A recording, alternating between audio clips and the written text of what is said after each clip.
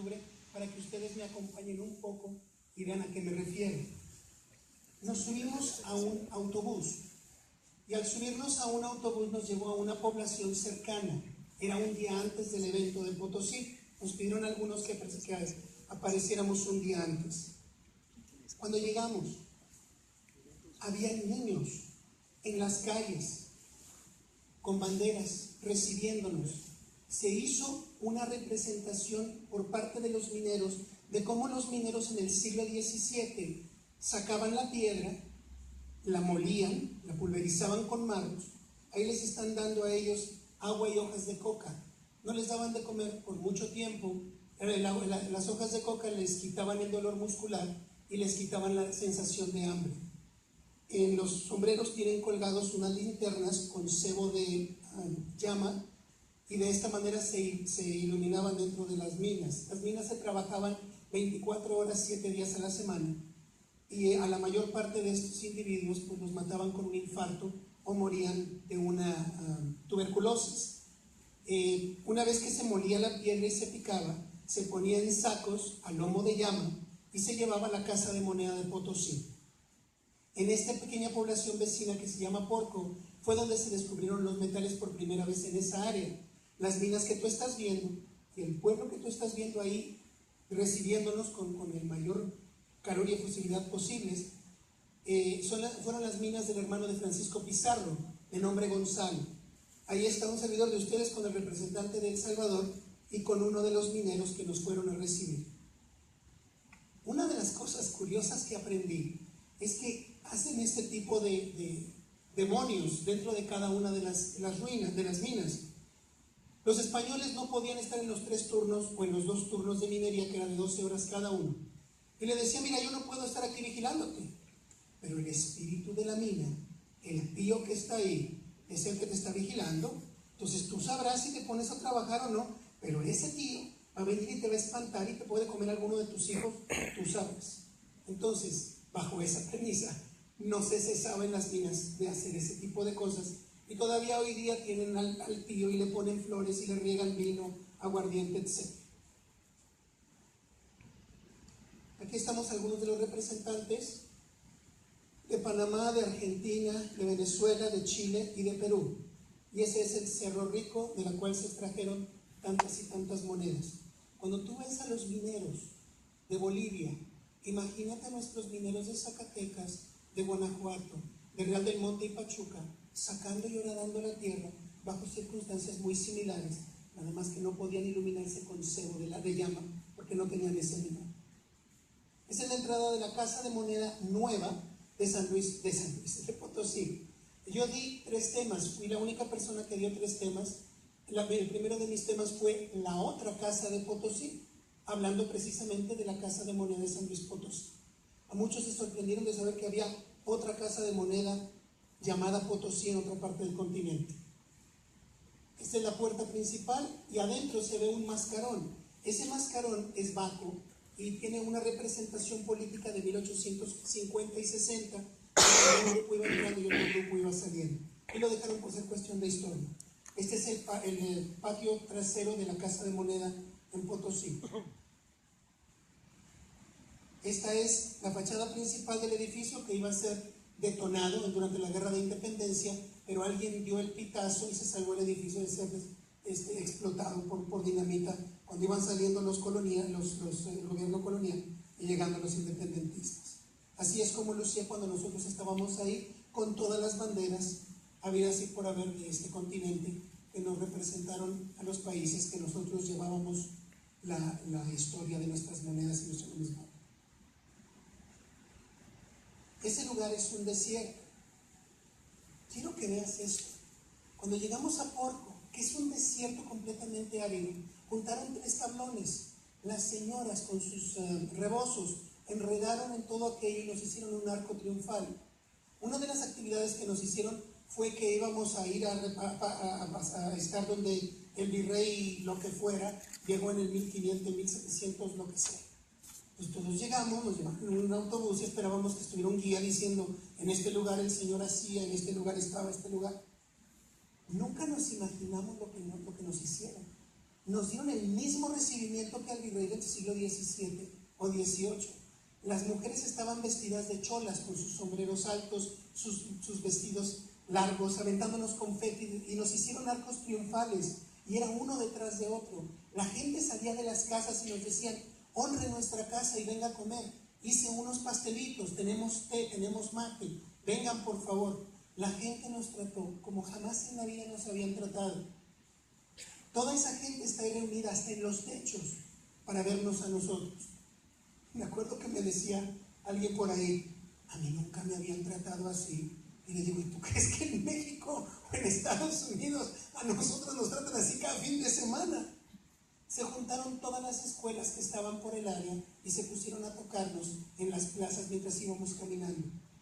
Y ahí arriba estaba la gente, ahora los verás, estaban arriba de las bardas tomando fotografías de los eventos. Todos los medios de comunicación, de una u otra manera, locales, regionales y nacionales, se acercaban con nosotros a solicitarnos una entrevista y hablar de lo que era la proyección de Potosí en nuestra numismática. Obviamente con México fuimos los rivales número uno de ellos, y después de 1652 fuimos la punta de lanza en plata. Y este fue uno de los homenajes que nos hicieron.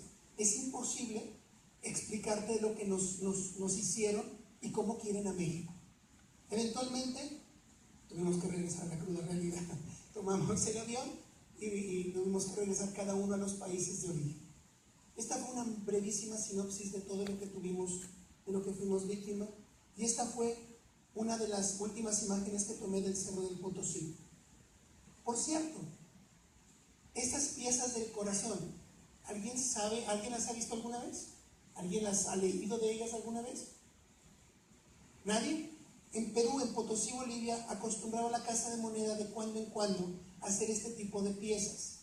Han sido un misterio desde que aparecen, pero se encontró un documento recientemente por parte de Daniel Bernardo Oropesa, que fue nuestro anfitrión, y él dijo: encontré en un testamento donde se hablaba de las monedas del santo, y esas monedas del santo se supone, o él supone que sean estas, donde se agujeraban y se ponían, cuando se sacaba el santo a San Francisco, que es el patrono de él, se sacaba a San Francisco en exposición por lo que fuera, y en su manto se colgaban esas monedas.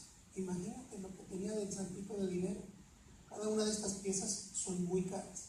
Bien, ahora sí entremos en materia, porque ya tomé un poco de tu tiempo en algo que no es lo que nos corresponde, y yo tengo que ser serio y apegarme un poco a lo que dije que venía que iba a ser. Esperemos, ahí está. Y el 19 de junio de 1867, en el Cerro de las Campanas, ocupando no el sitio de honor, sino el lado derecho, viéndolo de este lado como estamos, Maximiliano cae y sucumbe ante las balas. Con él caen Miramón y Mejía. Después de haber dado su moneda de oro a los soldados, cae fusilado. Muchas gracias, acabó la plática. ¿O no? Ahora es la reconstrucción. Perdonen ustedes, es que he dado este tema tantas veces durante los últimos 2 años en tantos lugares, porque son los 150 años de Maximiliano, y los 150 años del peso, y los 150 años de esto y de aquello y de lo más allá, que ya me acostumbré a decir que hasta aquí se acaba la historia. Pero creo que no le iba a parecer muy bien al público eso. Bueno, regresamos un poco. En el 1866 aparece el primer peso, como todos sabemos, y también hay moneda republicana. Por favor, no quiero que supongas que toda la moneda republicana de 1866, que es el año más raro de encontrar en 8 reales, fueron hechos por los republicanos.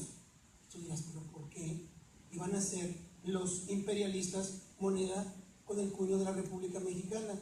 Por la misma razón que se hizo durante la independencia y después durante la posguerra de independencia.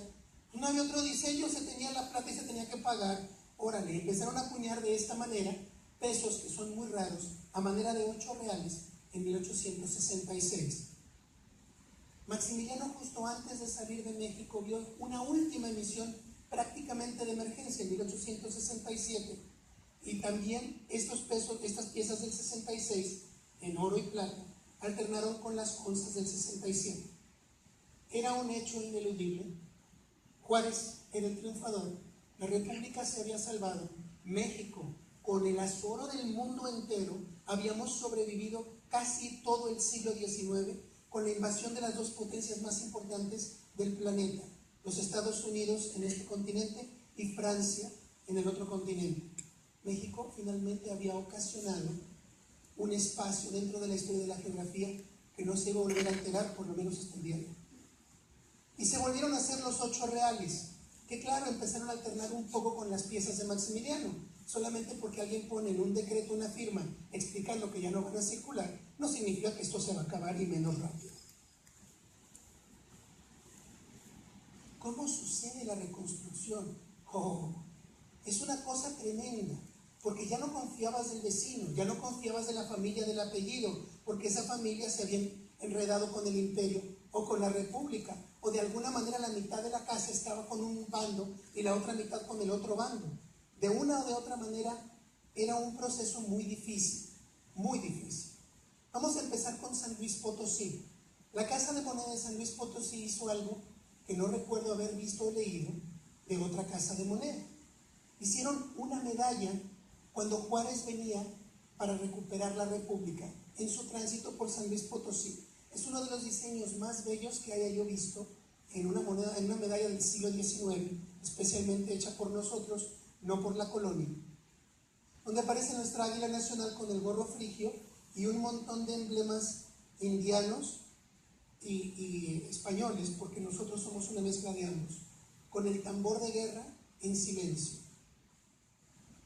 Y el reverso es una leyenda muy sencilla, donde habla precisamente del hecho que está conmemorando esta medalla.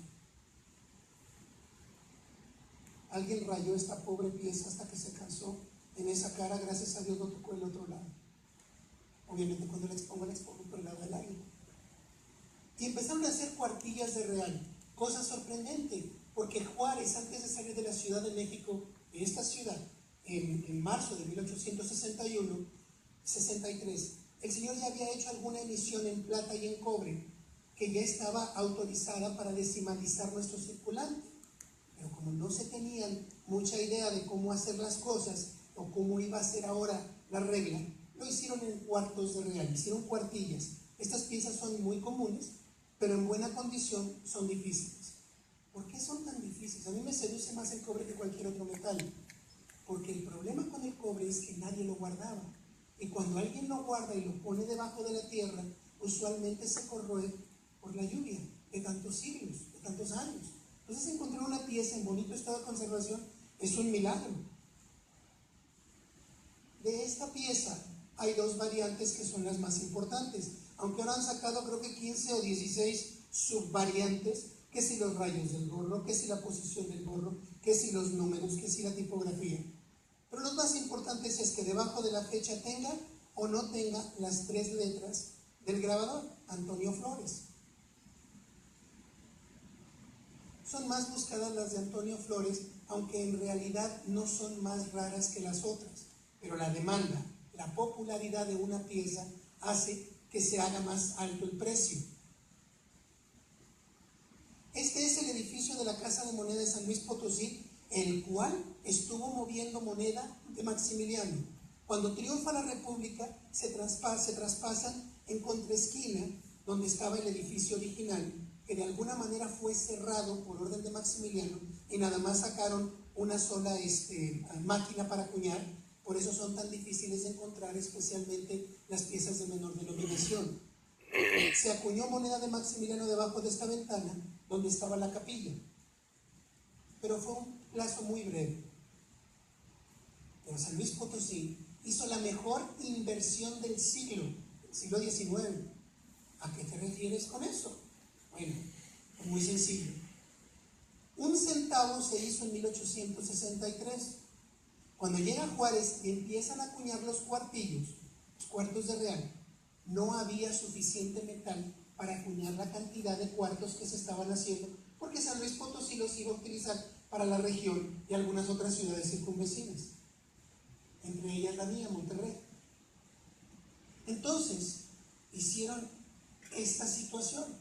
Esta pieza para mí es la más clara que yo haya visto. Supongo que en su experiencia alguno de ustedes tenga una pieza todavía más clara, Porque cuando tú le echas la lente de aumento, la lupa a las cuartillas, a veces se ven rastros aquí y allá de lo que fue un centavo. Utilizaron unas monedas de un centavo y las reacuñaron como cuartillas. ¿Por qué crees que lo hicieron? Ah, por cierto, si no me conoces, si no has estado en ninguna de mis pláticas, yo hago preguntas a la audiencia. Soy maestro y no me gusta nomás llegar y dártelo peladito y en la boca. Así que pon atención porque te voy a hacer alguna pregunta de cuando en vez. Si tú te fijas, aquí está el diseño de la libertad sentada y se alcanza a ver algo del diseño y no tienes que usar la lente de aumento. En el reverso, aquí se ve el águila y se ve un diseño medio raro. Si tú ves en la moneda, verás claramente que dice, sin necesidad de usar una lente de aumento, la palabra centavo. Y esta es una de las pocas piezas donde se ven claramente los 4 dígitos. Tiene doble fecha, 1863 en el lado del águila, 1867 en el lado del gorro de la reacuñación. ¿Por qué crees que se hizo en esta denominación el sistema de reales y no decimal? ¿Alguien tiene alguna idea? Nadie. Una sencilla razón. Te dije que era la inversión del siglo. Una moneda de 1 centavo, ¿cuánto vale? Pues 1 centavo. ¿Cuánto vale la cuartilla? 3 centavos. Tú estás revaluando el valor de un pedazo de metal. Tú recogiste 1 centavo y estás dando 3. Tienes un 300% de ganancia. Muy bien, estas monedas también fueron hechas en San Luis Potosí. Ahí se ve la letra P, ahí se ve la letra P.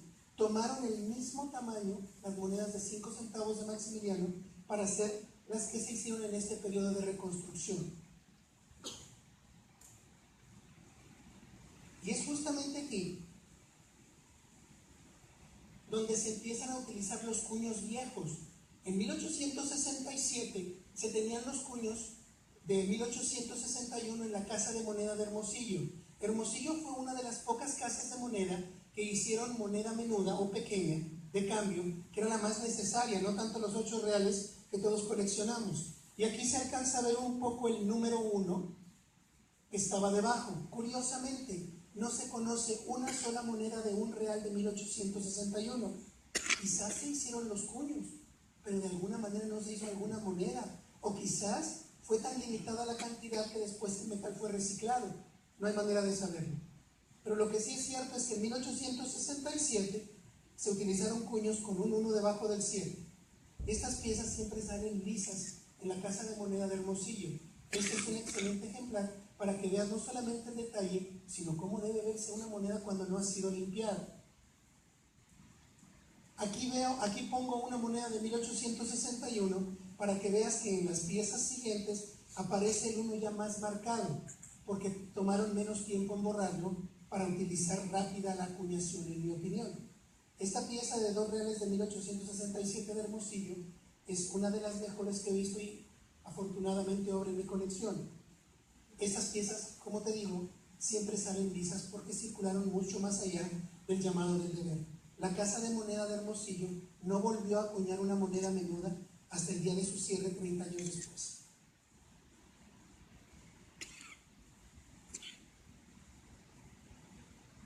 Y el problema es que si tú estás viendo como numismático dices, hombre, voy a todo dar porque tengo la moneda, sé cuánto vale porque dice el catálogo, voy a conseguir la de medio real porque es más rara, la de 1 real, la de 2 reales. Pero esto fue circulante para alguien. Alguien la tenía en la bolsa y la puso en su bolsillo para irse a comprar algo en el mercado. Ahora estás teniendo 2 sistemas diferentes, 1 y 2. Tú eres numismático, inmediatamente detectas las variantes, las diferencias, etc. Pero cuando no eres numismático y eres una ama de casa, un peón de hacienda, pues tienes que empezar a mirar a ver de qué se trata. Por principio de cuentas se ven iguales, pero no son iguales, porque tienen 2 denominaciones diferentes. Y al tener 2 denominaciones diferentes, alguien va a salir ganando y alguien va a salir perdiendo. Aquí dice que son 5 centavos. Estas son 6 centavos y 1 cuarto. Ahí hay un centavo y cuarto de diferencia entre los dos valores que alguien puede perder o que alguien puede ganar. Ahí está el año, aparece al final en la denominación decimal y aquí aparece en mitad de la moneda en la denominación de reales. La casa de moneda aparece al final en estas piezas de transición y en las piezas de real siguen apareciendo justamente antes del año y después de la denominación, como se había hecho desde época republicana. La diferencia más importante es la cantidad de plata que tiene. Aquí está hablando de la pureza de plata y aquí la omite. La gente empezó a rechazarlas. Y aquí no me dice cuánta plata tiene. Es la misma cantidad. Aquí no dice. Yo estoy acostumbrado a verlo en las monedas. Mira la diferencia del peso. Pues todo el mundo iba a dar una pieza por otra, especialmente en prisas o en gana de comprar algo por hambre o lo que fuera. Esto obviamente generó una oleada tremenda de quejas, de incertidumbre, de confusiones que fueron recibidas en cada uno de los lugares de administración y hacienda y fueron turnadas aquí a la Ciudad de México. Algo se tenía que hacer, se necesitaba una uniformidad y de inmediato la Ciudad de México, el gobierno de la Ciudad de México se enfrenta a esta situación y lo hace de una manera oficial. Mientras todo esto está sucediendo, hay un banco aquí cerca, el Banco de Londres, México y Sudamérica, que eventualmente se llamó de Londres y México, en la calle de Bolívar y algo. Bolívar y... ¿Nadie sabe dónde estaba el banco? Es Isabel la Católica. O Isabel la Católica. Isabel la Católica, ¿y cuál? No, y 16 de septiembre. 16 de septiembre. Palma y Venustiano Carranza. Muchísimas gracias, caballero. Palma y Venustiano Carranza. Este edificio obviamente ya no existe, ha sido modificado un poco. Abrió sus puertas el 1 de agosto de 1864, pero eso es un decir. No abrió sus puertas el 1 de agosto de 1864. Dejó estas puertas cerradas porque un mes tardó en organizar los circuitos regionales de otras ciudades y cuando abre sus puertas es realmente un sistema financiero completo y en forma en septiembre de 1864.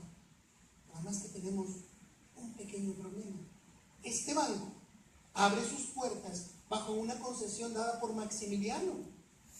Que Maximiliano está ligeramente caput. Ya no nos existe Maximiliano. Entonces, ¿qué va a ocurrir con el banco?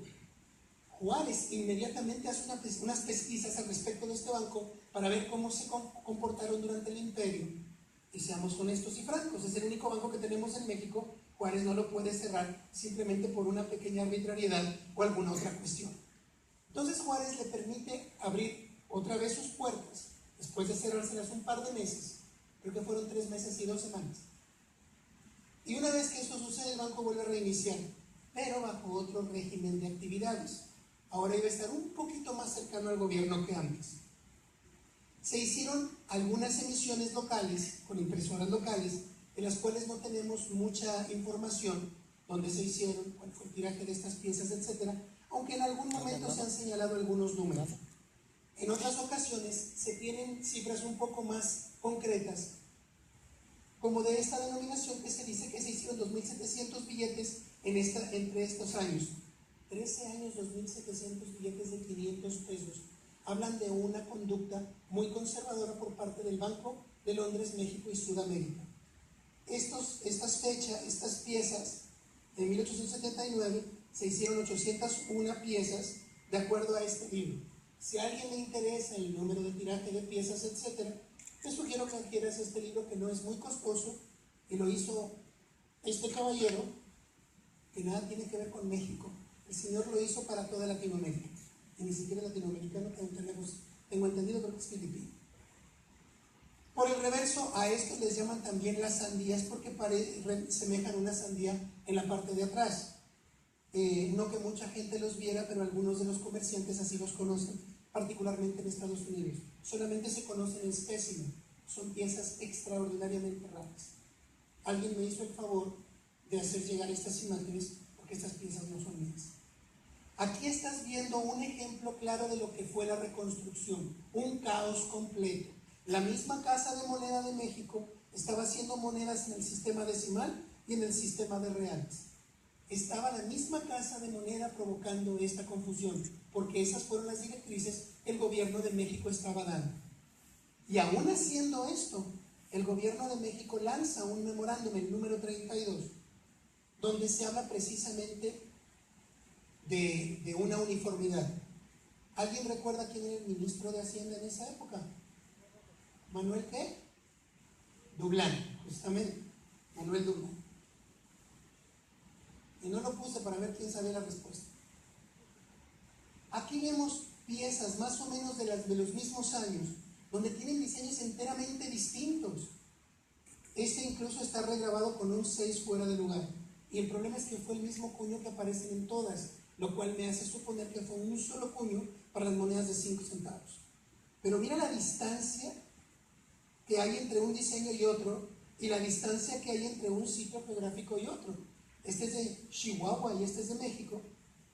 Y el problema es que esas piezas circulaban en la Ciudad de México y en Chihuahua porque había viajeros, o había comerciantes, o había gente que de alguna manera transportaba valores y llegaban de un lugar a otro, y era una confusión muy interesante. Finalmente, a fines de 1868, la Casa de Moneda, gracias a que el gobierno puso su acto junto en cuestión de salir adelante, de poner un pie delante del otro, hace el primer diseño después de la reconstrucción que nos iba a dar la pauta para una uniformidad, por lo menos en la moneda menuda. Y ahí ya aparece no solamente el ensayista, el ensayador de la moneda, sino también la pureza que tenía de plata esta pieza, para acallar el enorme clamor que existía en México por esta nueva monedación. Y aparecen las de 10 centavos y las demás.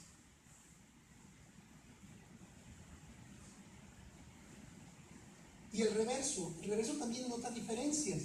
Mira las dos águilas diferentes de las dos primeras piezas que te di. No son iguales, son parecidas. Después de la directriz del gobierno de México a la Casa de Moneda, se utilizó esta águila, que es muy interesante en mi opinión, aunque un poco ojona para mi gusto.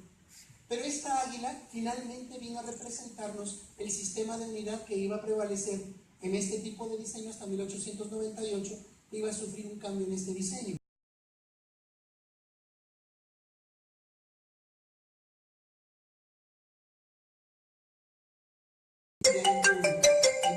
A fin de año. Malhadada moneda de cobre. Todo el mundo detestaba la moneda de cobre.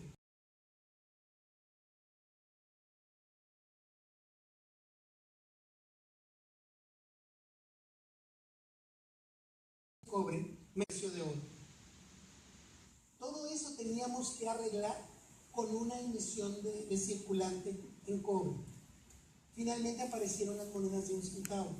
¿Tú crees que estas monedas, por el hecho de haber aparecido en 1869, iban a suplir a las cuartillas de real que estaban corriendo por toda la República?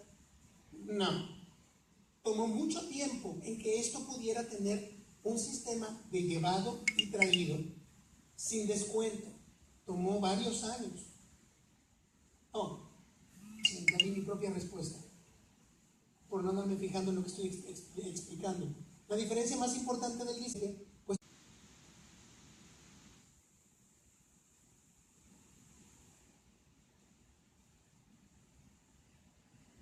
era imperativo hacer una moneda estandarizada para todo el país. Ya se había hecho en la moneda de cobre, ya se había hecho en la moneda menuda, nos faltaban los pesos, los tostones y las pesetas. Y se abocó la Casa de Moneda a hacer estos diseños. Pero la prensa empezó a destrozarlos antes siquiera de saberse cómo iban a ser. Ahí se ve a la serpiente devorando al águila, y del otro lado, cómo el gobierno está destrozando la ley para hacer lo que le dé la gana con la moneda. La mayor situación que se estaba rumorando es que se le iba a bajar la ley de plata a la moneda nacional. Y esto ocasionó desde ya un rechazo antes siquiera de saberse el diseño o cuáles iban a ser las situaciones, aun cuando ya se había hecho el decreto y en el cono monetario se especificaban todas las monedas, todavía no se hacían las monedas de peso, de tostón y de peseta. Este es otro de los diseños con los que se reían de estos nuevos diseños, de esas noticias. Aquí vemos a una pobre águila muy flaca y en lugar del gorro frigio pusieron un agave porque decían el gobierno tiene que estar bien entomado para andar haciendo tantos disparates con nuestra moneda.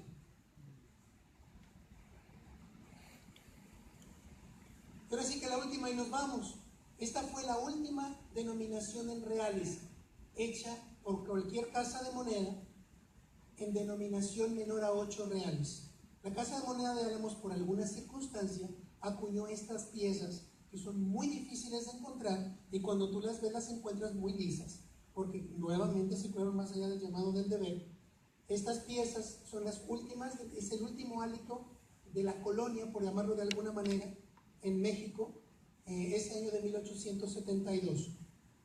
Porque para entonces todo el mundo estaba haciendo centavos, monedas de 5 centavos, de 10 centavos, pesetas, tostones y 8 reales, porque el peso empezaba apenas a salir. ¿Cómo era este diseño del que se reía tanto la prensa? Se había descrito muy bien. Muchos de nosotros lo conocemos de sobra. Es el sistema de la balanza, el diseño de la balanza. Se puso la balanza por el Poder Judicial. Se puso el pergamino de la ley por el Poder Legislativo, particularmente la Constitución, que no fue juarista. Todo el mundo dice la Constitución de Juárez, fue la Constitución de Comonfort. Juárez era ministro de Justicia. Pero Juárez se puso a sí mismo en la moneda, en la espada, porque él era el Poder Ejecutivo, y quien ejecuta es una espada. Todo esto obviamente iba a estar bajo la libertad que ahora nos iba a dar la República Juarista. Juárez fue un héroe tremendo. No, Juárez fue el peor de los villanos. Tampoco. Juárez fue una persona, como tú y como yo, que tuvo grandes aciertos y grandes errores. Él, como un montón de gente más que se sentó en la silla presidencial, supuso que iba a vivir 1500 años y que nunca iba a morir. Y el señor se perpetuó en el poder. En 1869 aparecen los pesos de la balanza. Solamente 2 casas de moneda los acuñan. Obviamente la Casa de Moneda de México, que fue la primera y la que hizo la directriz sobre estas piezas, y la Casa de Moneda de Oaxaca, que está muy distante de la Ciudad de México y que de alguna manera recibió los cuños. Es mi opinión que fue un ensayo, un experimento financiero de ver cómo aceptaba la gente fuera de la Ciudad de México estas piezas, porque habían sido muy criticadas por la prensa de su época desde antes de que salieran. Y así apareció este sistema, este diseño en el sistema decimal que nos duró por algunos años.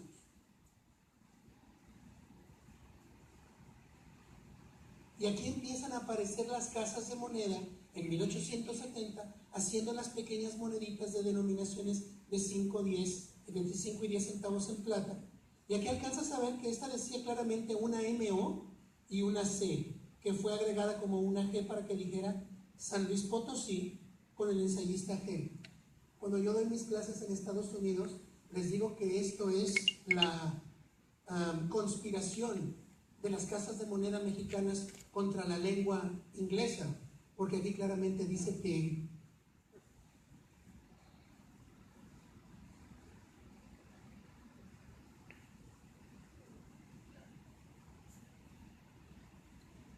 en Guanajuato empieza a ocurrir una situación política, empiezan a tratar de sublevarse con Juárez. Curiosamente, en 1858 fue de ahí donde Juárez sale para poder hacer una oposición política en contra de los franceses.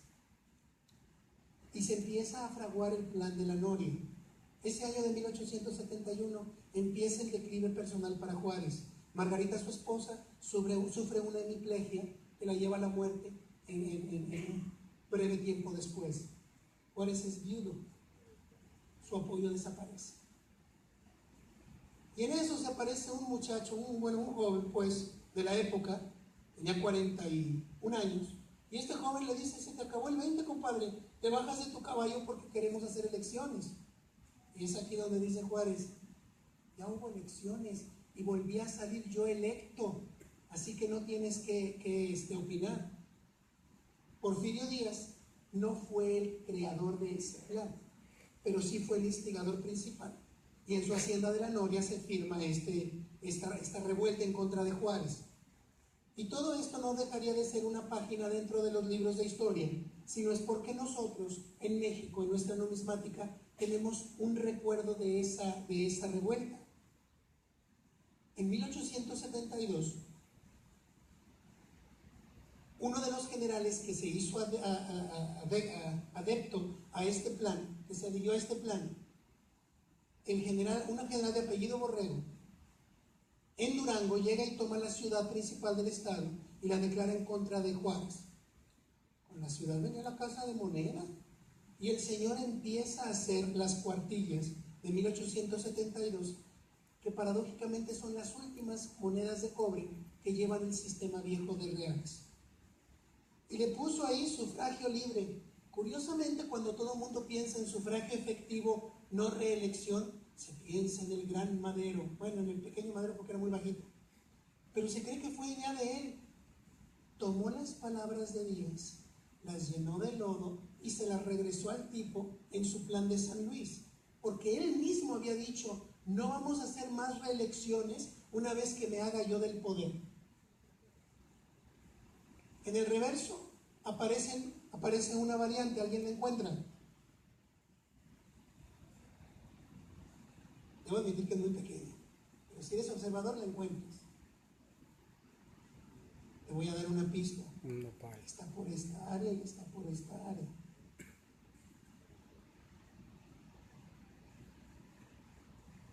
No me tienes que decir cuál es. Si la encontraste, levanta la mano. Órale. Se me hace que los voy a sacar a todos al patio para que se mojen y se despierten un rato.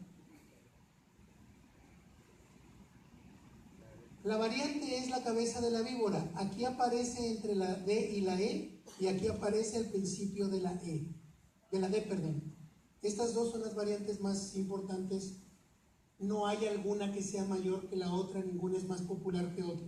Fue una cuestión que yo encontré hace años y que creo que ya se menciona en algún catálogo. No la compartí más que en mis pláticas. Y aquí está la idea, todo el mundo quería hacer más dinero con menos metal. Una cuartilla era mejor que un centavo y eran aproximadamente de las mismas dimensiones.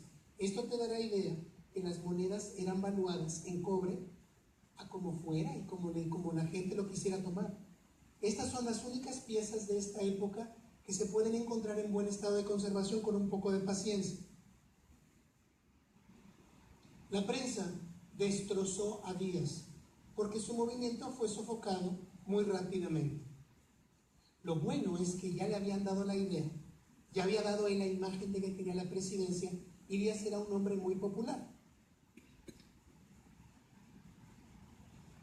Juárez, el 18 de julio de 1872, a las 9:30 de la mañana, mientras estaba en despacho, sufre un infarto. Lo encuentran tirado en el suelo a un lado de su escritorio. La persona que lo encuentra corre a hablarle al médico de cabecera que se encontraba en Palacio. El señor llega y lo trata de sacar de ese paro, hablándole y dándole de cachetadas porque entonces no había resucitación cardiopulmonar. Corre el señor a la cocina del palacio, toma una olla hirviendo, le abre la camisa y el saco al presidente y le vacía esa olla hirviendo en el pecho al presidente. Con el golpe de adrenalina, el señor sale del infarto y lo primero que dice, me está usted quemando.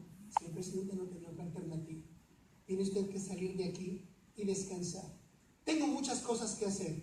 Tiene usted que ir y descansar. El señor se va y descansa un par de horas, regresa a su despacho cuando se siente mejor y se pone a terminar de hacer sus quehaceres. Esa misma noche, a las 11:30 de la noche, le da un infarto del cual ya no puede salvarse. En su cama, en su habitación, que afortunadamente se conserva en un museo que tienen aquí en Palacio Nacional, el caballero fallece a las 11:30 de la noche de ese mismo día. Cuando uno se pone a pensar en esto, dice, pues estoy repitiendo historia. Piensa, se te acaba de terminar el único presidente que has conocido desde 1858. Por una u otra razón el caballero se ha estado religiendo, primero porque no le quedaba de otra y después porque le gustó mucho el numerito de ser presidente. ¿Qué hacemos? ¿qué hacer? Ya no tenemos la cabeza. ¿Cómo va a cambiar nuestro país? Tenemos apenas 5 años sin guerra. Mataron a Maximiliano. La mitad del mundo no nos quiere ver ni en pintura. ¿Qué vamos a hacer? Cuando yo doy esta parte de la historia mexicana en Estados Unidos, siempre hago una comparación con Abraham Lincoln, porque Abraham Lincoln, cuando muere, sucede la misma incertidumbre, pero él murió antes que lo que ocurre en México. Teníamos nosotros un poco de experiencia con nuestro vecino del norte. ¿Qué creen que sucedió? ¿Quién sube al poder? ¿Alguien sabe? Válgame, ¿quién siguió de Juárez? Lerdo de Tejada, muy bien. A ti te voy a exentar del examen que voy a dar al final de la plática. Lerdo de Tejada sube al poder. Juárez en 1872 todavía tiene la oportunidad de ver algunas de las emisiones del Banco de Londres, México y Sudamérica. Se llamó de México y Sudamérica porque se pretendía utilizar a la Ciudad de México como un trampolín para llegar a Sudamérica. Eventualmente abren muy exitosamente una sucursal en la ciudad de Lima y tú vas a ver las mismas denominaciones en pesos y en soles. Cambiaban la denominación que se gastaban en Perú. Nada más que ellos, algunos quedaron con firmas. Nosotros no conocemos ninguno de los que se usaron, porque hubo no una, sino 2 requisiciones de esos billetes después de la época que nos está tocando ahora. Este es el único que pude conseguir con el reverso, y se me hace un reverso muy hermoso. Estas piezas nuevamente se cotizan en los miles de dólares. Son piezas extraordinariamente raras, aunque estén canceladas y diga espécimen o muestra. Pusieron la cara de la Libertad de Nueva York. Sacaron después al perfil de la reina, pusieron incluso a Moctezuma o lo que de ello, o su interpretación de esto.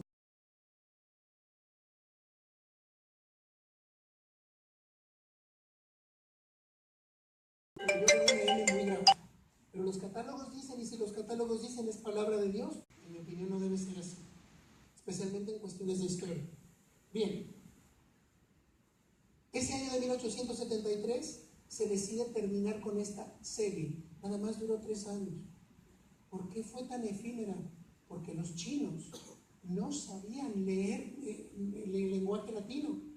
Cuando llegaron estas monedas y empezaron a inundar el mercado chino, dijeron: yo no sé qué son estas, vienen de México, mira, son iguales. No, yo conozco las de 8 reales, no estas. En 3 años nos inundamos con estas monedas que fueron repudiadas por ellos. Cuando se trató de regresar al sistema de reales, más que todo para poder ganar los mercados de plata, estos ya se habían perdido. Y habíamos perdido a uno de nuestros consumidores más importantes. Una de las cosas que la mayor parte de los numismáticos pierde en conocer es que aquí se hizo una acuñación de plata libre. ¿Eso qué significa? Tú te encontrabas un pedazo de plata, lo podías acuñar y lo sacabas o lo gastabas. Esto ocasionaba una inflación tremenda en el mundo entero, porque nosotros fuimos el primer productor de plata por muchos años. Y no solamente eso, que el precio de la plata cayera, nos estábamos aniquilando nosotros mismos con tanta producción. Esto que estoy comentándote me suena mucho a lo que ocurrió en los 80s cuando le daban de vuelta la maquinita de hacer billetes, donde de 500 pesos pasaron a ser 5,000 y de 5,000 50,000 y después 100,000. Y aquí ven las mismas casas de moneda de San Luis Potosí regresando al sistema, de aquí al sistema de 8 reales, de aquí al sistema de 8 reales. Un solo estado nunca acuñó pesos de la balanza, aun cuando fue ordenado por parte del gobierno y por parte de la Secretaría de Hacienda. Estas 2 casas de moneda fueron las de Sonora. Nunca acuñaron un solo peso, aún teniendo los cuños para hacerlo. ¿Por qué? Porque los estaban exportando esta plata para China y necesitaban el cuño que todo el mundo conocía.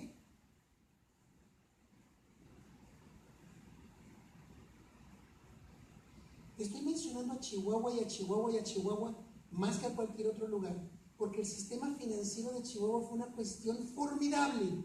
Hubieron 2 sistemas financieros completamente independientes, saliendo uno no del otro, sino de una manera auténtica. En Chihuahua aparece el primer banco. Este caballero, que era un irlandés naturalizado norteamericano, se decide abrir un banco por sí para sí. No había legislatura, tú pones tu puesto de tacos, tú pones tu puesto de vender herraduras, yo pongo un puesto de vender billetes. ¿Cuál era la idea de los billetes? Pues la flexibilidad del crédito, aunque no hubo mucha transacción comercial en ese momento, pero sí la flexibilidad de cargar 20,000 pesos en un fajo de billetes y no 20,000 pesos en plata. El estado de Chihuahua empezó a ver estos billetes circulando y dijeron, oye, la gente los está recibiendo. Necesitas un permiso, dijo la legislatura. Sí, sí, ¿cuánto me va a costar? Oh, no te va a costar nada. Pero a cambio, le puedes dar una línea de 25,000 pesos al gobierno estatal. Una línea de crédito, en efecto. Genial, me hago de un cliente y me dan la licencia famosa que necesito. ¿Por qué crees que era a la par en cobre? Y era descontado en plata. Los billetes mismos lo dicen. Pagadero en 8% de descuento en plata. ¿Alguien tiene alguna idea? ¿Por qué crees que eran pagados igual en cobre, pero descontados en plata? ¿No? Porque todo el mundo odiaba el cobre. Nadie quería el cobre porque lo evaluaban como les daba la gana. Por eso decían, ¿lo quieres en cobre? Con mucho gusto. Me deshaces de un problema y te lo adquieres. O te doy 92 centavos por peso y me gano el 8%. De una de otra manera, desde tiempos inmemoriales, el banco, como el gobierno, nunca pierden, especialmente en Hacienda. Nunca.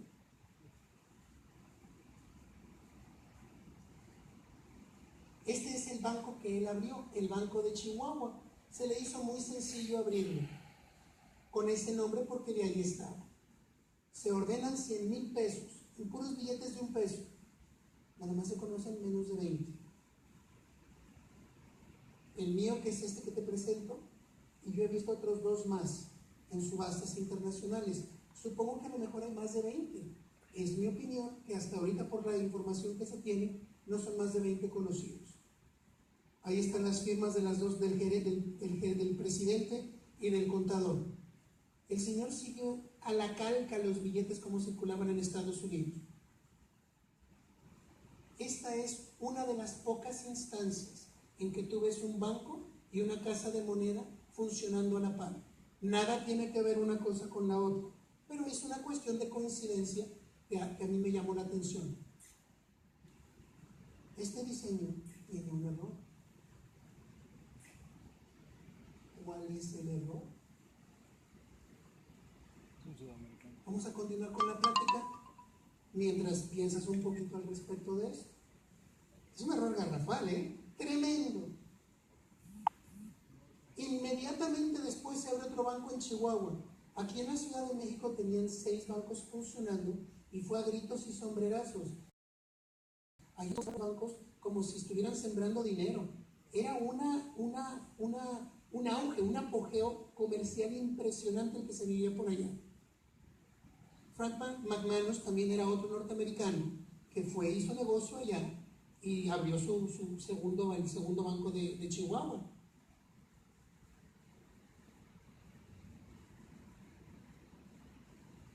Vamos a ver cómo eran los billetes de este banco. Se llamó el Banco de Santa Eulalia, del año de 1875. Este banco nunca cambió su diseño, aun a pesar de que hizo reimpresiones en los años subsecuentes. Aquí dice febrero de 1880 y todos los billetes dicen 1875. ¿Por qué crees que no le cambiaron la fecha? Porque les iba a costar. Si cambiaban la placa, le iban a cobrar por una enmienda. Ah, no, usa lo mismo. Pero dice aquí que son 5 años atrás. No pasa nada. Tú sígueme usando la misma fecha, nomás no me cobres de más. Y de esta manera yo puedo reciclar los que ya están medio viejitos por tanto uso. Este es el billete de 1 peso de Banco de Santa Eulalia. Todos los billetes de 1 peso son muy raros antes de 1900. Y te explicaré más tarde por qué, aunque no tiene que ver con el periodo de esta época. Se hicieron de 25 centavos, son billetes muy bonitos, fueron hechos en la American Banknote Company de Nueva York o la fábrica de billetes de Nueva York. Pero mira el diseño que tiene aquí. porque este diseño lo vamos a comparar con el que hicieron el año anterior del otro banco. Ahí los tienes, lado a lado. ¿Quién me dice cuál es el error? Los dos tienen el mismo error. Es un error garrafal, enorme. ¿Quién dijo esto? Perfecto, ahí está la respuesta. Los dos son gauchos, en nada se parecen a los charros mexicanos. Pero cuando llegaron a México y vieron, perdóname, a Nueva York, y vieron las viñetas, dijeron, es suficientemente mexicano, no se van a dar cuenta. Y pusieron lo que ya tenían para que no les cobraran más. Muy bueno, muy bueno. Ya por lo menos empezamos aquí a recibir otra respuesta por acá. Vamos a hablar de los billetes de Tamaulipas. Tamaulipas, Nuevo León y Coahuila, seamos francos, no nos hemos destacado mucho por la cultura, ni por las buenas maneras, sino por el trabajo y por ser muy francos. Bien. En 1876 teníamos la fortuna de tener a un señor gobernador que pues no era el más brillante ni el mejor cromosoma que se haya producido en el noreste de la nación. Y el gobierno del estado necesitaba dinero. Entonces el gobernador muy lógicamente llegó y dijo, señores, necesitamos dinero. Ahí tienen ustedes al pelado, ven ustedes la elegancia, la distinción. El pobrecito, yo no sé si supiera leer o escribir, pero sabía que necesitaba dinero. Ese señor se llamaba Servando Canales. Entonces dijo, señores, necesito dinero. Sí, señor. 25,000 pesos. Me suena muy bien. ¿Y de dónde los vamos a sacar? Pues, ¿cómo que de dónde? ¿Dándole de vueltas a la maquinita de hacer dinero? No, señor. Porque alguien va a llegar aquí, va a llegar con el billete y le va a decir, quiero mis monedas. ¿Y qué va a decir usted? ¿Qué se necesita para hacer este dinero? Pues la plata y el permiso del consejo. Ah, necesito el Congreso Estatal. Júntamelos a todos en el teatro, en Ciudad Victoria. Sí, júntamelos. Media hora. Juntó a toda la gente y dijo, y tráeme una piqueta de soldados. Muy bueno. Los juntó y se sentaron como están ustedes sentados. Y empezó. Necesito 25,000 pesos en papel. ¿Me los vas a autorizar? La respuesta. ¿Tenemos la plata? No, no tenemos la plata. Señor, eso es un fraude. A la cárcel. Necesito 25,000 pesos.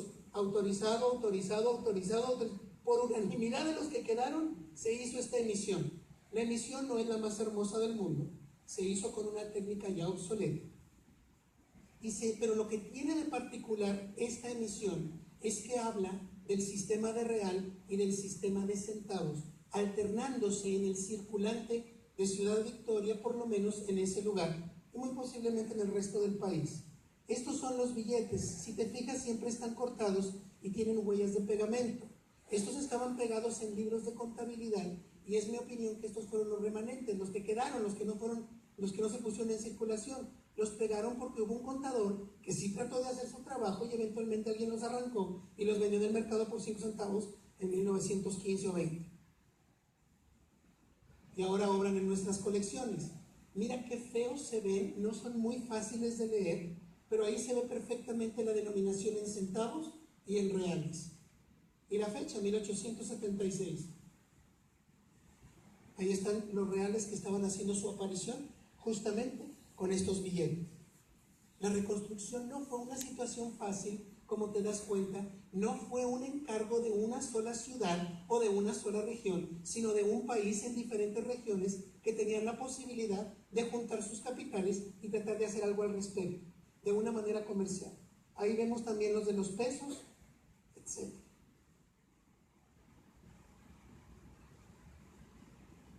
Estos son los de 5 pesos, los de 1 peso, los de 20 pesos. Los de 10 pesos son la clave de esta serie. Estos de 10 pesos. En mi opinión no son tan escasos, pero alguien los hizo muy populares en los 70s y ahora se van por las nubes. Pero no creo que sean tan raros. Alguien debe tener como 400 guardados por ahí.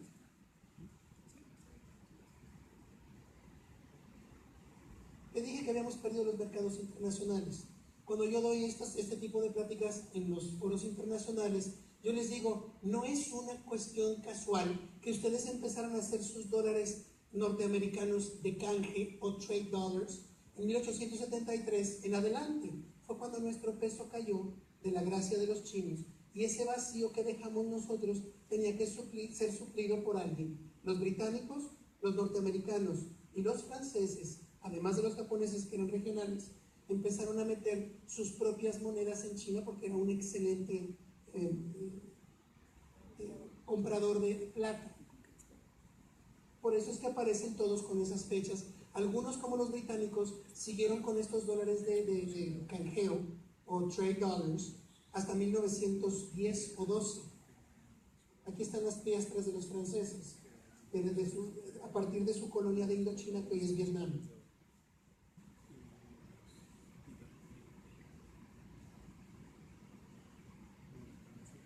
En el año de 1876, ves que estamos alternando ya menos las monedas de reales. Se empieza una producción masiva en todas las casas de moneda, en el sistema de moneda menuda, y nada más se deja el 8 reales, todavía con la esperanza, como el gato que quiere salir mirando la ventana, a ver si le dejan un resquicio para poder meter la plata. Los mercados los perdimos definitivamente. Sin embargo, el diseño era muy popular para otros mercados europeos, que todavía compraban nuestra plata, aunque ya en mucha depreciación. Algunas de estas piezas se aprecian con regrabado de los cuños, etcétera, que la gente que busca las variantes tiene aquí un montón de cosas para regalar. Esta casa de moneda de Álamos es de las pocas que puso un punto después de la fecha. Entre 1876 y 1877 ocurre una coyuntura política en México. Lerdo de Tejada sube como vicepresidente, de ser vicepresidente a presidente, pero tuvimos elecciones. Lerdo sale elegido presidente y la gente se vuelca encima de las calles diciendo que el caballero quiere seguir la misma huella digital política que Juárez y perpetuarse en el poder. En esta ocasión las circunstancias eran ya muy diferentes de 1871. 5 años habían hecho mucha mella. El señor era presidente, se le echa encima el vicepresidente Iglesias y dice: tú no eres presidente, yo soy el presidente real porque soy el vicepresidente de México. Y obviamente nuestro querido Porfirio Díaz no se va a quedar callado en su hacienda de la mina. El señor desde Tuxtepec empieza a ver cómo un grupo de sus amigos empieza a hacer una revuelta, y el que no la organiza en esta ocasión y la encabeza se adhiere a este asunto. Se hace un golpe militar. Acuérdate que Díaz fue un caudillo militar, gozaba de un prestigio impresionante porque él había recuperado la ciudad de Puebla el 2 de abril de 1867. Se había escabullido de los franceses en mayo de 1863, cuando ya estaba por ser expatriado a Francia o deportado a Francia por ser un peligro para acá. Y Díaz, con su fuerza militar, acaba con sus adversarios. Señor se hace presidente de la República de una manera, fue elegido libremente, y el señor dice: de aquí para el Real nadie se va a volver a reelegir nunca más. La historia le hace comer a cada uno de nosotros a veces sus propias palabras. Por eso no hay que cuidarse de lo que dice, especialmente por escrito o cuando lo graban a uno. En 1881, avanzando un poco más rápido el tema, por cuestión de tiempo, se decidió cambiar el cobre y la plata por níquel. Se decidieron hacer estas monedas. El problema es que el níquel no es nativo de México, se tenía que importar de la Gran Bretaña. Estas monedas no fueron hechas en la Casa de Moneda de México. Nadie sabe de dónde las hicieron. Los cospeles llegaron de la Gran Bretaña y se acuñaron aquí, pero no en la Casa de Moneda. Pudo haber sido en Palacio Nacional, pero también es poco probable. En algún otro lugar se acuñó moneda y no se ha encontrado en dónde. Se hicieron monedas también de 2 centavos. Se dijo que estas piezas fueron rechazadas por el público, porque la gente no quería níquel. Y esto es una falacia, es una mentira. La razón es otra mucho más, de mayor profundidad. Porque en 1905 se volvió a introducir níquel y nadie hizo nada, nadie dijo nada con las monedas de 5 centavos. ¿Cuál fue realmente este trasfondo? Los Estados Unidos les gustó tanto nuestro sistema que lo copiaron ese mismo año de 1883. No es la primera vez que copian un diseño de nosotros o que nosotros tomamos un diseño de alguien más. Los diseños, cuando son buenas ideas, no son copias, sino es un compartir, quiero creer yo, de una manera artística o simbológica. Las monedas son muy hermosas, se encuentran en muy buen estado de conservación porque la mayor parte de ellas no salieron a circulación. Errores en estas series son muy difíciles de encontrar. A veces te encuentras un pequeño error como este que es muy interesante, o a veces te encuentras errores un poco más grandes que son todavía más interesantes.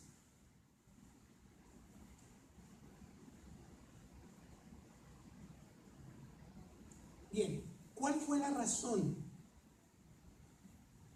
de este rechazo al níquel? En esa época el gobierno nacional, por sorpresa, se encontraba quebrado más allá del llamado del deber. Se estaba solicitando un préstamo a Inglaterra. Se veían en estas monedas compradas a Inglaterra como la posibilidad de que se diera este préstamo, que fue muy impopular.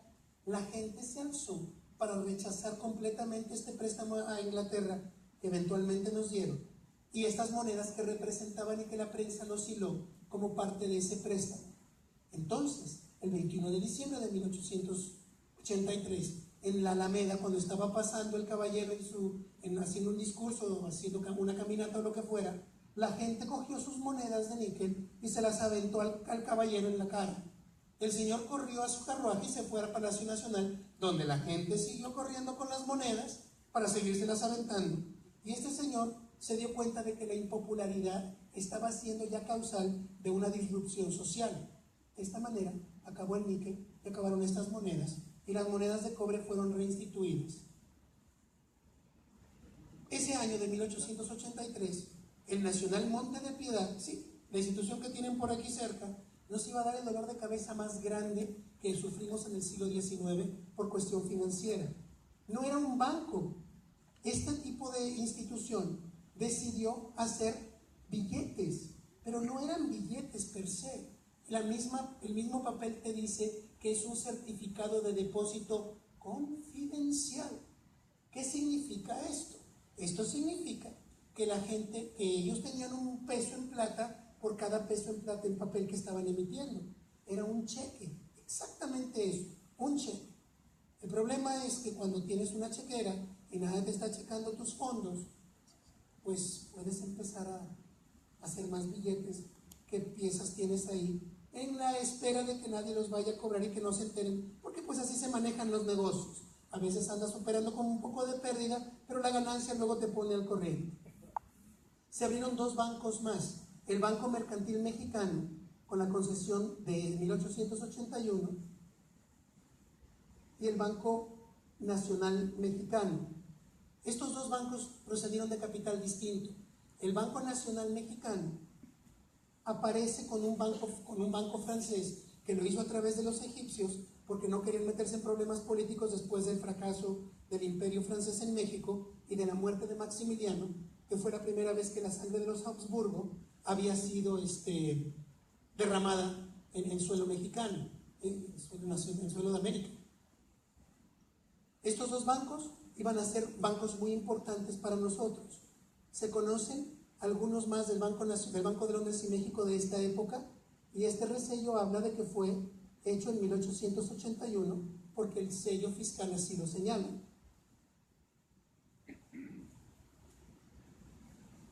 Cuando uno ve los libros para turistas, las guías de turistas de esa época, te enteras de muchas cosas. Compré una guía de turistas de 1883 u 84 para ver cómo se veía la Ciudad de México, cuáles eran los atractivos, cuáles eran los precios. Y oh sorpresa, me encontré con esto. Ahí te decía cuáles eran los bancos de circulación en la Ciudad de México. Ahí te dice el Banco Nacional de México, te dice que tenía 8 millones de pesos, te decía del Banco Mercantil, y te dice que tenía billetes en circulación por 8 millones de pesos. Fue un banco muy común de encontrar en la Ciudad de México. Te dice que el Banco de Londres no era tampoco tan frecuente porque apenas tenía 2 millones. No era ni siquiera el más importante en ese momento. Pero del Banco Nacional de México, tú ves que tiene 3,5 millones y que cuenta en teoría con 15 millones de pesos en líquido. No necesariamente. Si te fijas, los bancos, los billetes del Nacional Monte de Piedad son más comunes que los del de Londres y México. Son billetes rarísimos. ¿Qué pasó? Lo que te acabo de decir. Le dieron mucha vuelta a la maquinita y empezaron a sacar sus billetes. Estos billetes eran los más comunes de la Ciudad de México. Los billetes fechados y firmados como este son piezas muy raras. No tenían dinero para pagarlos. ¿Cómo se dieron cuenta? Lo típico, el cajero fue y le dijo a su amigo: oye, primo, carga a todos los que tengas esto porque no tenemos suficiente. Pero no le digas a nadie, te prometo que no. Y va y le dice al amigo, y el amigo a la novia a la mamá, y empezó a correr el rumor, y de la noche a la mañana se hizo un San Quintín en la Ciudad de México. Todo el mundo corrió, no nada más con los billetes del Banco del Nacional Monte de Piedad, sino con cualquier clase de billete que se tuviera, y se corrió a abarrotar los bancos para sacarle la moneda. Fue la primera crisis que se vivió en México de esta magnitud.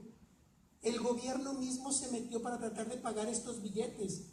Tenemos que pagarlos a toda costa, porque si no, nuestro sistema financiero va a quebrar. El sistema de Chihuahua estaba nada más como el gato viendo a ver qué pasaba.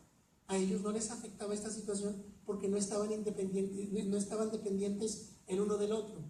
Eventualmente estos billetes fueron pagados. Todos fueron pagados. Los del Banco de Londres, los del Banco Mercantil Mexicano, todos fueron pagados. Y a partir de esta crisis surge la confianza al papel moneda mexicano por parte del público, porque se dieron cuenta que todos se juntaron para tratar de sacar adelante un pago de estos billetes. A partir de 1884 se acabaron las dudas sobre el papel moneda mexicano. Y justamente ese año de 1873 ves fichas de Hacienda, en esta misma época de los 70s y 80s, que es la época de reconstrucción, pero también puedes ver billetes de las empresas privadas, como estos de Uruachi, así lo pronuncian los de Chihuahua. Yo siempre decía Uruachic, pero es Uruachi. Este billete dice algo que no he encontrado en ningún otro lado y que habla de cuál era la práctica de canjeo en el público. Para los que no puedan leerlo bien, aquí lo puse de una manera más sencilla.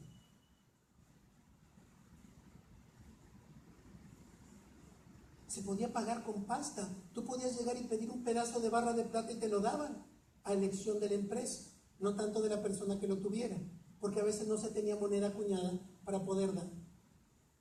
Ave María. Les ruego me disculpen, esta lámina la tengo en inglés. Es el acta general bancaria que fue aprobada el 20 de abril, de 1884 y que iba a empezar en julio 20 de 1884. El gobierno se dio cuenta que necesitaba regular las instituciones financieras. Esta fue la consolidación real de nuestro sistema financiero, donde el gobierno era el que dictaba las directrices para que el sistema financiero se empezara a mover. Dice un montón de puntos, pero los más importantes es que ya no se iba a buscar una concesión estatal. Tú querías hacer un banco, tenías que venir a la Ciudad de México. Te olvidas de dar tus líneas de crédito a los bancos estatales o las pequeñas mordidas. El 33% de tu capital tiene que estar hecho en los bonos de la deuda pública que acabamos de consolidar nosotros, por lo menos en el tintero. Los bonos están por salir en el 85, danos un poquito de tiempo. Y el 33% de cada peso tiene que estar en metálico, en barras, en oro o en lo que sea, para que la gente pueda cobrar su dinero. Esto ponía en aprietos al Banco de Londres y México, porque decían: tú eres sucursal del Banco de Inglaterra, necesitamos 2 millones de libras esterlinas aquí si quieres seguir funcionando.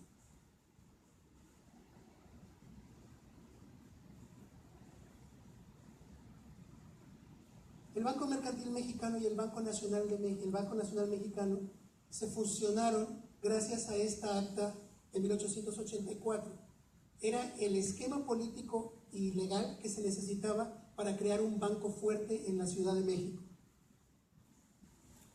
De esta manera se fusionan estos dos bancos que juntos no llegaban a 8 o 10 millones de pesos, y con 20 millones de pesos aparece el Banco Nacional de México como una verdadera respuesta para el Banco de Londres y México. Y de esta manera empiezan a aparecer billetes en sucursales de otras partes.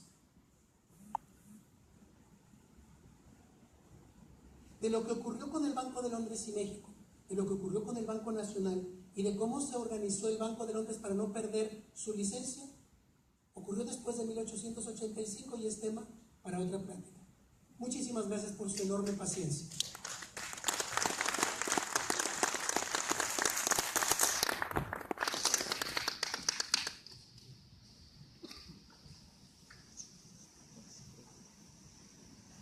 Gracias, Ricardo, por tan interesante plática y muchísima información. Quisiera preguntar si tienen alguna pregunta para Ricardo. Sí, a ver, hay dos. A ver, primero aquí.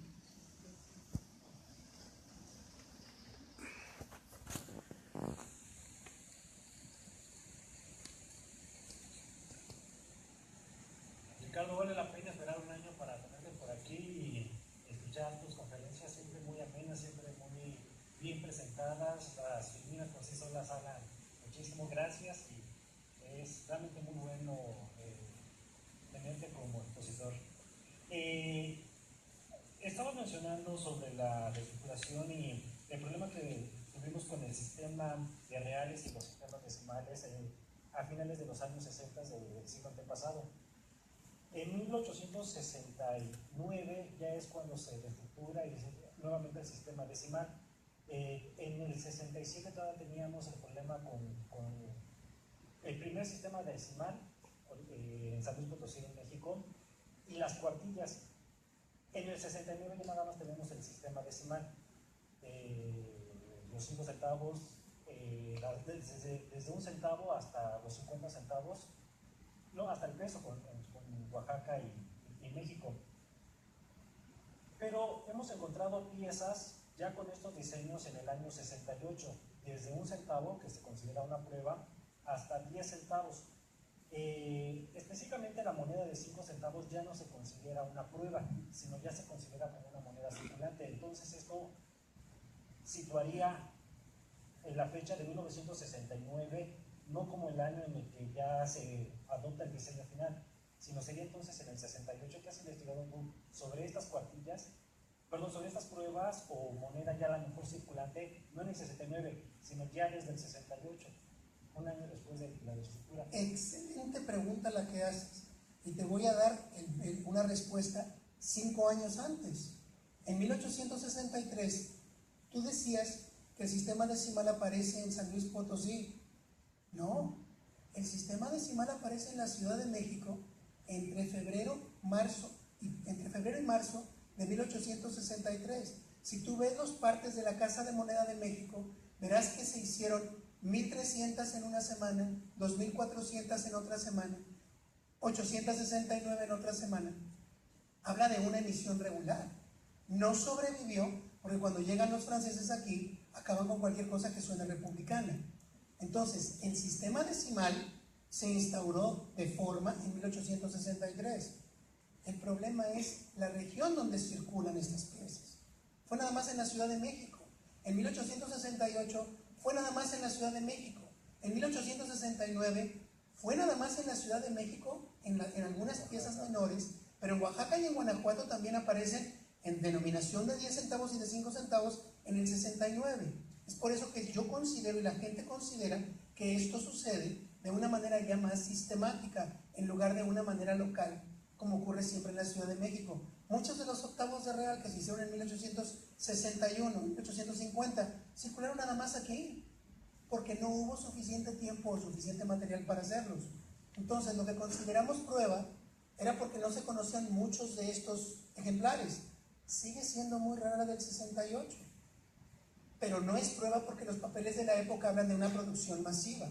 Entonces tienes toda la razón del mundo. Se consideran pruebas sí y no. No porque no lo fueron, sí por su rareza. Y la gente que te lo venda te va a decir que es una prueba, aunque nosotros en este recinto sepamos que no lo fue.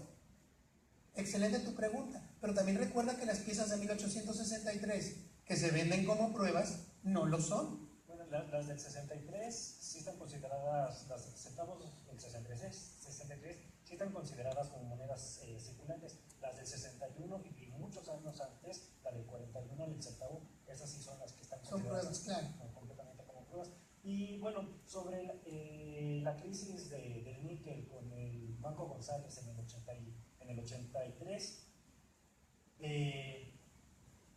es malo hablar sin fuentes y lamentablemente no me acuerdo de la fuente donde escuché o donde leí la información, pero yo sí defendería más la tesis de que no fue necesariamente por la deuda inglesa, sino sí fue por ver arrebatada su moneda de plata de 5 centavos, porque en ese momento todavía eran monedas de 5 centavos y desde el sistema fraccional con la parte de reales, el equivalente es 5 centavos, 6 centavos y 4, hablando de la moneda más menuda de plata, siempre había sido en plata.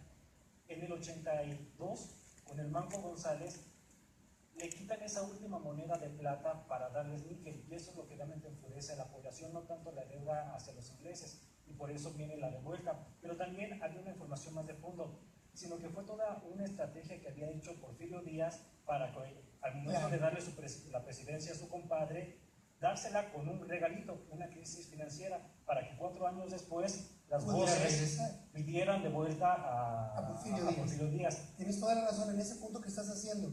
Yo tengo la fuente bibliográfica de lo que estoy asegurando y con mucho gusto te la puedo pasar, la puedo dejar aquí para la gente que tenga esa duda se pueda resolver por escrito, pero tengo la fuente bibliográfica. Pero es muy bueno que tú dijiste 2 cosas. Hablar de la cuestión de las pruebas, esta del níquel, y solicitar bibliografía, porque cualquier cosa que uno dice en este lugar es una responsabilidad tremenda. Y me agrada mucho que cuestiones no lo que yo vengo a decir, sino la evidencia que vengo a mostrar, porque tengo la bibliografía y antes de irme te la doy, la tengo en la computadora, tengo que buscarla, pero con mucho gusto ahora te la paso. No te vas de aquí sin que la sepas. Gracias, gracias. Para servirte. ¿Alguien tiene otra pregunta?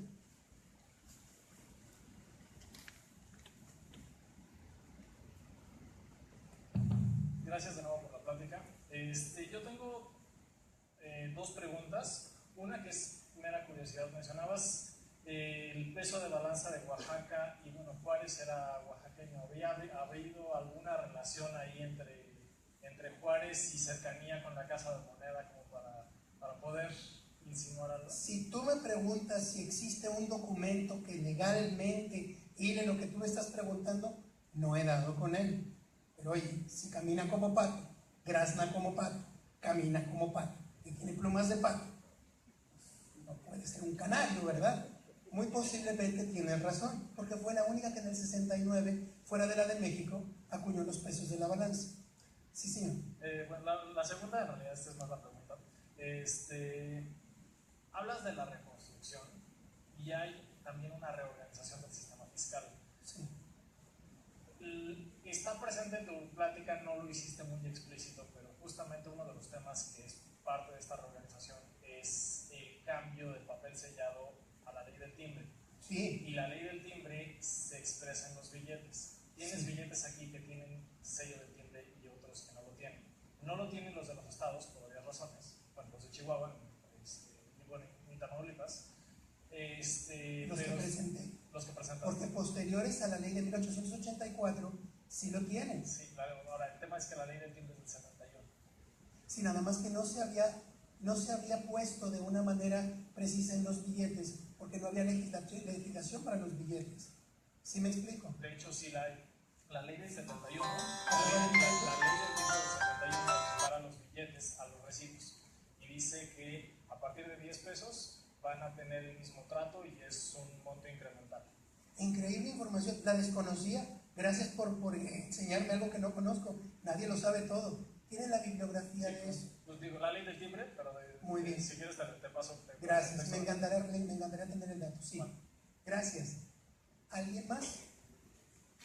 Adelante.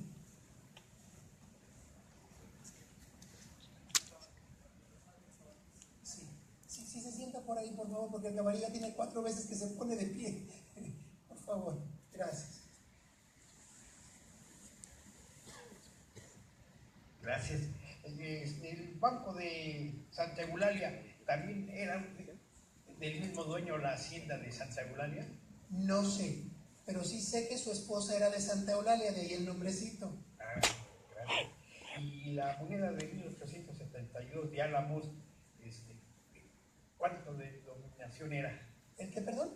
De la moneda de abajo de los 8 reales, que dice 1872. Era de 2 reales, de Álamos, 2 Gracias. reales, eran 25 centavos en valor decimal, Gracias. para servirle. La última pregunta, porque ya vamos un poquito sobre la hora. Es una curiosidad, no sé si esté relacionado la pureza con el que de las monedas con la pureza de la joyería, que es 925 de ley. Porque, bueno, también he sabido que las tehuanas, por ejemplo, usaban las monedas de plata como collar y las iban acumulando. No sé si hay alguna relación de eso. Nosotros utilizamos la plata como una manera de cambio, de comercio. En Inglaterra se utilizaron diferentes purezas para poder competir con los mercados que tenían ellos inmediatamente.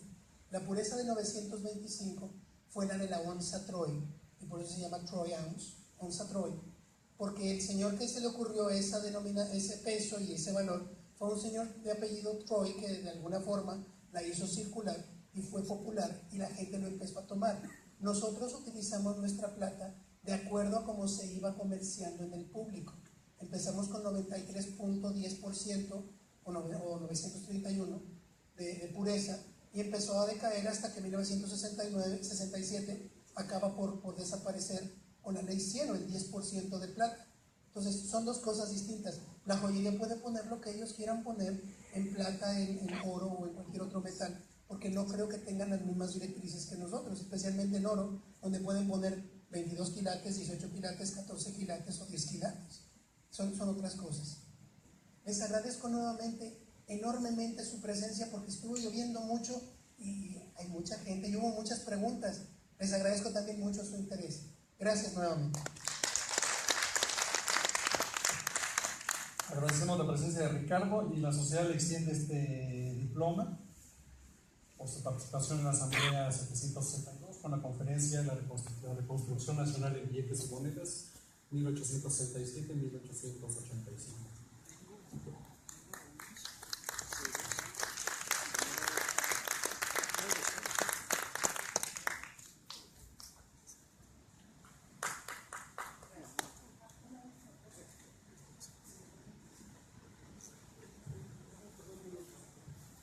En Potosí nos mandaron unos obsequios a la Sociedad Numismática de México. Estuve con las mentes más brillantes de Latinoamérica y uno de ellos, mi querido amigo Glenn Murray, hizo una traducción de un libro que se había hecho antes. Señores, un erudito de papeles del siglo XVII. Aquí vienen las cantidades acuñadas en el siglo XVII en marcos y monedas, traducidos en kilos y gramos. Nos manda una donación para la Sociedad Numismática de México. Y esta es de Hernando Punietti, es uno de los numismáticos e historiadores más viejos que todavía contamos la fortuna de tener entre nosotros. Y esto habla precisamente de la historia de la Guerra de Independencia en Potosí, cómo se hicieron las diferentes piezas para los diferentes países, con acuñaciones y números. Esto es para la sociedad, para que ustedes puedan disfrutar de este conocimiento. Les agradezco nuevamente el tiempo y ya me retiro. En nombre de la sociedad, muchas gracias por los obsequios. Gracias, Ricardo.